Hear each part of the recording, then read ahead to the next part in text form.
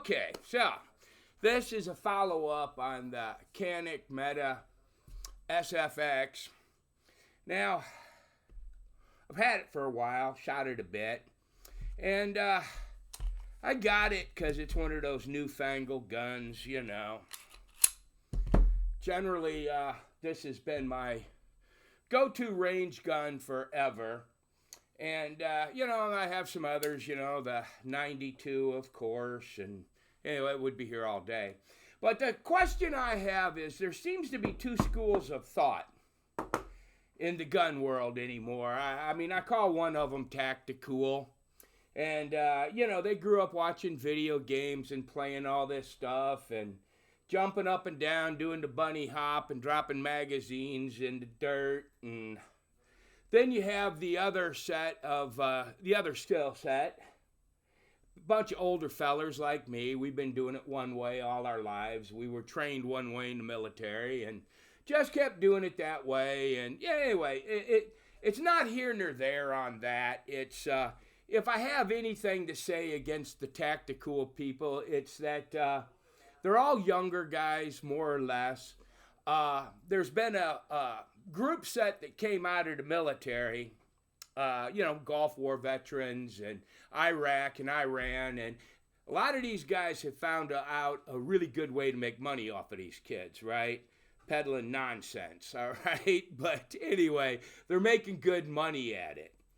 But, you know, they got all these new things and lights and lasers and they all, anyway, dropping their pants down to their whatever. But this thing right here, this is the thing, okay? Like I said, it's neither here nor there. You do you and I'll do me. But these Magwell things here, okay? Now, I've always thought about putting one on my 1911, okay? And if I would have to say, it might be useful on the 1911 for several reasons. One, it's a single stack magazine and it's just flush, okay? When you get to the 1911 Magwell, you know, it's all squared off. Now, I've been shooting 1911s, well, since I was about 10 years old, a little over 50 years. So I've learned to adapt to it. I've always thought every once in a while I'll look at the Magwell thing and think about doing it. Now, when you get over here to this, I have tried shooting it with this flared Magwell on there, you know. There's a screw that goes in there, y'all know that, right? And, you know, goes on in and such. My problem with it is because of the way the Magwell is already flared, okay? And it's a double-stacked magazine, as you can see, and it forms a wedge. I don't get any positive feedback to this. I get more negatives because it protrudes out the pistol. I mean, even when I put my 20-round magazine in there, right, it's still protruding out of the pistol, and it really doesn't do any good. For me, anyway. I was just wanting to know, anybody else have any thoughts? I mean, should I keep trying to play with it?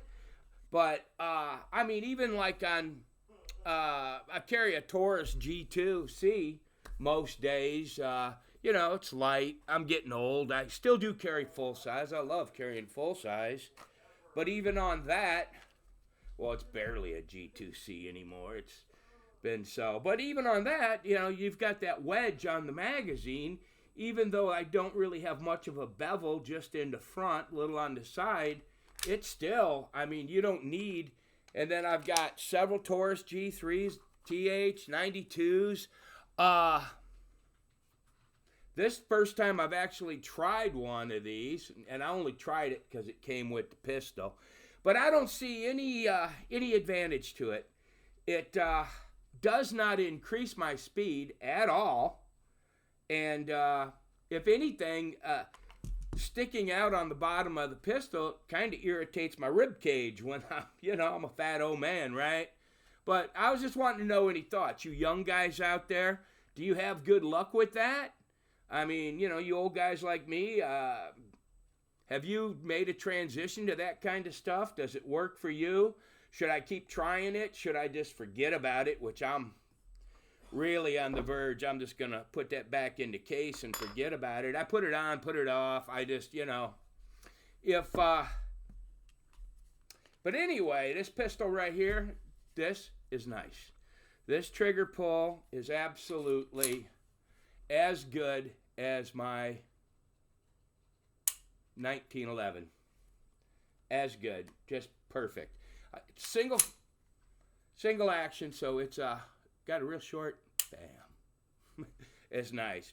All right, but anyway, I found this thing to be an extremely accurate shooter. I'm not one for putting red dots on them or anything like that. I might try to put a red dot on this. I'm perfectly okay with the iron sights. I've done a lot of research, and I know the tactical people are out there going crazy right now, but I have found that most of the experts say that there is no positive reason for the red dot in everyday practical, defense. It doesn't help, doesn't hinder. All right, so But anyway, that was just my thoughts on this magwell situation here. Anybody got any ideas? Let me know. Do you like them? Do you not like them? But yeah. If I had anything to say, guys, stop throwing your magazines into dirt. I know you're going to get on there and argue. Y'all, the tactical people are kind of like the liberals of the gun world. Anyway, you do you, boo. Bye-bye. Let me tell you here, that should shut that off, right? There we go.